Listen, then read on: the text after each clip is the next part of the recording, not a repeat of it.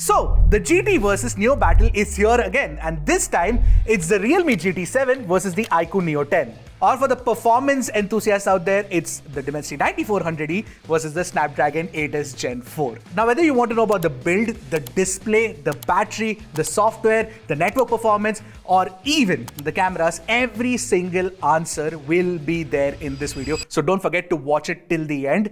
And if you're watching me for the first time, I'm Ashad. This is Trakin Tech English, your destination for detailed, incisive gadget reviews. Now, the first thing that stands out when you take a look at the design of both these phones is the fact that they look like their elder flagship siblings. For example, the GT7 looks like the GT7 Pro and the iQOO Neo 10 looks like the iQOO 13. Why? Because of their camera modules. Now, both these phones are available in muted colors. For example, this one's available in this muted color and this one's available in this muted color. And I actually prefer the muted colors over the, Inferno red variant of the iQOO Neo 10. However, Tanishq in our office actually prefers the Inferno red color.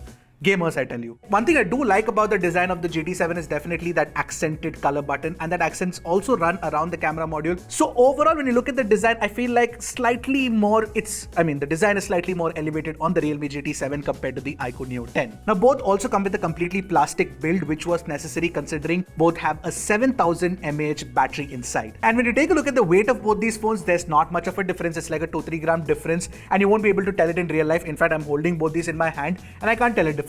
But the one thing that you will notice is that the iQOO Neo 10 is actually kind of bottom heavy, so it sometimes weighs you down as opposed to the Realme GT7. But iQOO makes up for that problem by giving you like a slightly curved back panel, so it's easier to comfortably hold it in your hand. It's also slightly slimmer compared to the Realme GT7. So overall, in-hand feel, while despite being slightly bottom heavy, I think the iQOO Neo 10 does a better job compared to the Realme GT7, which is slightly more blocky. Now, one interesting thing is that both come with an infrared blaster. With the iQOO Neo 10, it's inside the camera module, and with the Realme GT7, it's on top over here, like it should be, right? I mean, ideally, because that's how you point at the, TV, not like this. Anyway, there's one problem with these phones, both performance-oriented, gaming-oriented phones, is the fact that you get a Type-C 2.0 port at the bottom and not Type-C 3.1. They should have given 3.1 because it's a gaming-oriented phone. You need like display out, faster transfer speeds. All of that is very important. Now, when you talk about the displays, both have the same flat 6.78-inch AMOLED panel with 1.5K resolution. As for the refresh rate, the GT7 can go up to 120Hz, whereas the iQOO Neo 10 can go up to 144Hz. But 144Hz will be available only in certain games. Now, both also offer variable refresh rate, and they can switch between 60, 90, 120 depending on the content that's playing on the screen. So during our testing, we noticed one thing very clearly is that the iQOO Neo 10's display seems to be much better than the Realme GT7's. One of the reasons why is because the iQOO Neo 10's display is the brighter one, whether it's outdoors or indoors. So when you take it outdoors, the high brightness mode metric is higher than the Realme GT7, and therefore it looks brighter. And that's also true for the HDR content as well, where the iQOO Neo 10 actually looks brighter than the Realme GT7, despite the GT7 having a higher metric. Now, the good thing is both the phones also do support HDR video playback on YouTube and Netflix. You get HDR10 support on iQOO Neo 10 and Dolby Vision support on the GT7. In fact, it's not just the brightness, even the color accuracy seems to be better on the iQOO Neo 10. Now, both do offer 10-bit panels, but we feel like with the original Pro Color mode, iQOO's tuning seems to be more closer to neutral compared to Realme, which is slightly saturated. Now, both these phones have a very good pulse width modulation rating as well, so you get 4320Hz PWM dimming on the iQOO Neo 10, whereas you get 2160 on the Realme GT7. The metric is better on iQOO, but yeah, I mean, both are good. They won't cause any flicker in low light, which is a very good thing. Now, the optical in-display fingerprint scanner is very fast to unlock on both, and nothing to separate the two really. But there's one area where Realme actually is better than iQOO, and that is the haptic feedback tuning. Because of O haptics and a tighter motor, you actually do get much more precise and finer vibrations. Now, when it comes to stereo speaker performance, while both are good, I feel like GT7 is slightly better than the iQOO Neo 10 because it has slightly more bass. Take a listen to it for yourself and let me know what you guys think.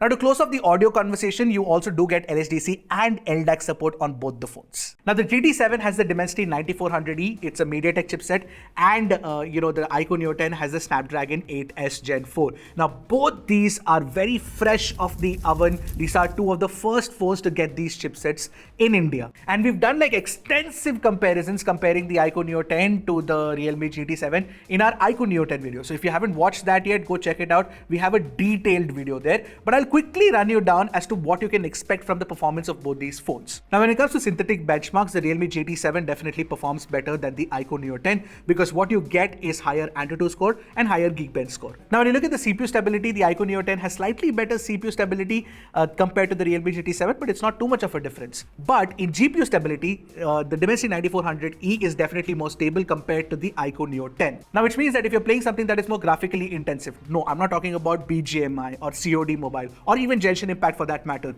these chipsets can handle those games with ease. I'm talking about something like, say for example, if you are doing emulation, then the iQOO Neo 10 will not be able to sustain as much performance as the Realme GT7 can. The other advantage with the GT7 is that you get a vapor cooling chamber and you also get a graphene sheet on top of the battery, which ensures that it doesn't get as hot as most other phones. In fact, it runs very, very cool, much cooler than most other gaming phones we've tested, which is definitely a good thing with the Realme GT7. It's not like the iQOO Neo 10 gets hot. In fact, the iQOO Neo 10 also runs very cool. It doesn't get hot at all, but it's not as cool as the Realme GT7. So overall, if you look at it, you get more throughput or more performance headroom with the Snapdragon 8S Gen 4 tuned inside the iQOO Neo 10, whereas with Realme GT7 with the 9400E, you get a slightly more stable, less throttled and cooler performance. So if you're somebody like me who prefers short bursts of gaming instead of playing like for 2-3 hours at a stretch, which I don't do on a phone anyway, if you're somebody who prefers that, then the iQOO Neo 10 would be better because you will, it'll help you to have that higher throughput. But the Realme GT7 is more oriented towards gamers who game a lot on their phone. Now, network capabilities on both are fantastic. We had no problem with even like the terrible geo network that we have these days over here. So 5G performance is good. You get support for Wi-Fi 7, you get support for Bluetooth 5.4, and there's NFC as well. Now, when we looked at the battery performance of the 7000 mAh battery inside these phones, the iQOO Neo 10 seems to be slightly better and gives slightly better screen on time, about half an hour more screen on time compared to the Realme GT7. It's not too much of a difference. It depends on what you're actually using on your phone. But there's one distinctive advantage with the charger that you get with the iQOO Neo 10. It's a proper GAN charger with a Type-C to Type-C cable, and it can actually charge a MacBook as well. Now the camera setup, definitely on paper, the Realme GT7 has better camera specs. If you look at it, you get a 50MP primary camera, 50MP 2x telephoto, 8MP ultra wide, and a 32MP selfie camera. In comparison, the iQOO Neo 10 has only two cameras on the rear, a 50MP primary, an 8MP ultra wide, and a 32MP selfie camera. Now generally, we don't take a look at hardware specs and evaluate the cameras. We actually take photos.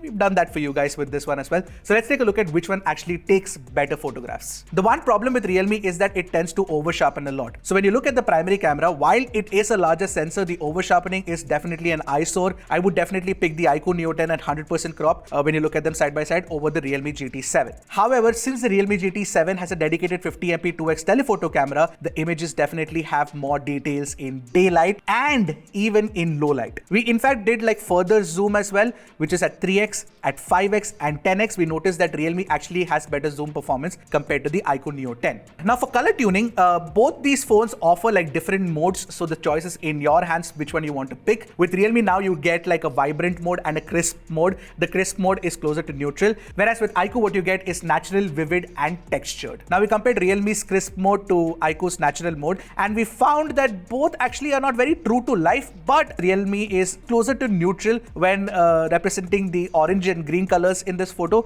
whereas iQOO is actually better at reproducing the browns and the yellows. Now when you're shooting people, although Realme's crisp mode actually takes much better, more close to accurate skin tones, it's close to what we saw with our eyes, and it is definitely better than iQOO. Now talking about the color sense consistency between the lenses, both phones do a poor job here. There's a visible color shift between the lenses on both these phones. One area where iQOO actually does better again is with the algorithm tuning. Like I said, it doesn't do over sharpening in the primary camera. Similarly, Similarly, the HDR tuning is very tastefully done, so it has a very good control over the highlights and the shadows as well. Now, Realme's HDR tuning is not bad, but iQOO's is just superior. Having said that, Realme's portrait mode shots are better, also primarily because you get like a dedicated 2x telephoto camera, so that 48mm punch-in is actually very good for taking portraits. Moreover, I noticed that it has better edge detection and better bokeh drop-off compared to the iQOO Neo 10. See, the iQOO Neo 10 is not bad, but Realme is better. Now, as for the ultra-wide-angle camera, the 8-megapixel ultra-wide on both are pretty average if you ask me, because they're generally soft, but in general, we actually kind of prefer the iQOO Neo 10's ultra-wide over the Realme GT7s. So whether it's the low light or the daylight performance, the iQOO Neo 10 seems to be better. Now, the over-sharpening issue persists here with the ultra-wide as well. And this is something that we've noticed with, phones that have a MediaTek Dimensity chipset and uses a Dimensity ISP, and they tend to over-sharpen compared to Snapdragon's ISPs. Alright, now talking about selfies, Realme actually does a better job because it captures more details, and the skin tone is also closer to neutral on the GT7. In selfie portraits, both the phones capture a good amount of details on the face, and the edge detection is also decent on both. The background bokeh, however, seems to be more, very nicely tuned on the iQOO Neo 10 compared to the Realme GT7. One major advantage with the Dimensity 9400E inside the Realme GT7 is that it helps with videography. Because with the GT7, you can not only shoot 4K 60fps video, which you can also do with the iQOO Neo 10, you can also shoot 4K 120fps videos, and you have the option to shoot Dolby Vision videos as well. Oh yeah, you can also do 8K 30fps video recording, so keep that in mind. However, we compared the 4K 60fps videos on both the phones, and we felt like, both are almost equally good, and sometimes iQOO seems to be slightly better at detailed retrieval compared to the Realme GT7. But the technical capabilities are better on the Realme GT7, so something that you have to keep in mind.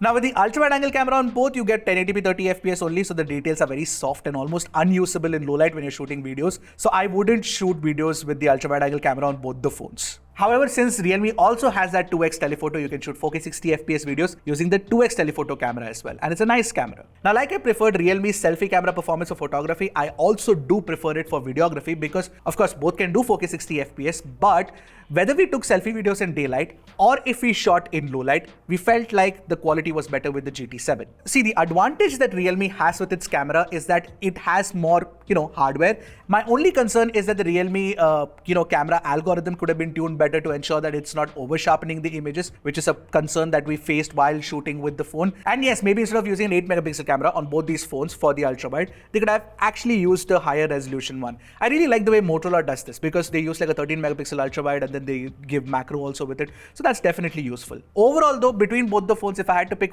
one for camera performance, I would side with the Realme GT7 despite the over sharpening issues. Alright, now talking about the software experience, FunTouchOS on the iQOO Neo 10, FunTouchOS 15 based on Android 15, and Realme UI 6 based on Android 15 on the Realme GT7. And Realme is also giving you more promise of updates. Basically what you get is 4 plus 6 years, whereas with the iQOO Neo 10 you will get 3 plus 4 years of updates. Now it's plain and simple for me, at least from my perspective, is that I prefer Realme UI compared to FunTouchOS. Firstly, the animations are smoother. You also get more modern features like live activities, Flux themes, direct iPhone connect. All of that is definitely very, very useful and not available on FunTouchOS. More importantly, the design itself looks better compared to FunTouchOS. Now when it comes to the bloatware situation, the iQOO Neo 10 has more bloatware apps compared to the Realme GT7, but yeah, both are uninstallable. Now that is something that you guys already know of. When you're setting up one of these phones, you need to take your time and set it up so that you can get a clean install. Now AI features wise, again, Realme does it better than FunTouch. Not only do you get like, of course, circle to search, which is there on both the phones, you get Gemini integration, all of that is there, but there are newer AI features with the Realme GT7. For example, you get something called AI Planner. You basically need to double tap the back of the phone, and if you're on a page which is basically an event or something like that, then it will definitely create that event for you and add it to your calendar. So Realme's operating system has more modern features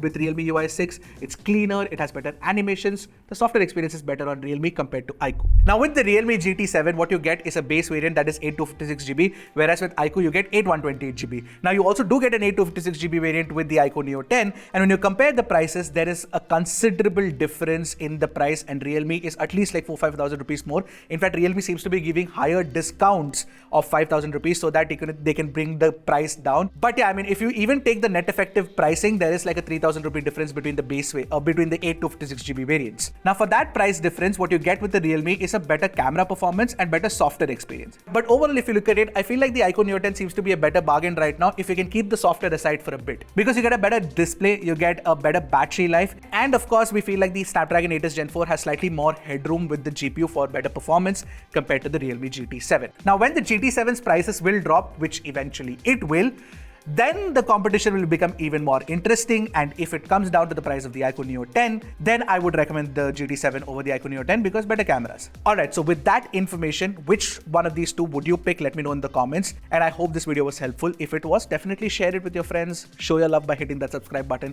and I'll see you guys in the next one. Until then, keep tracking and stay safe.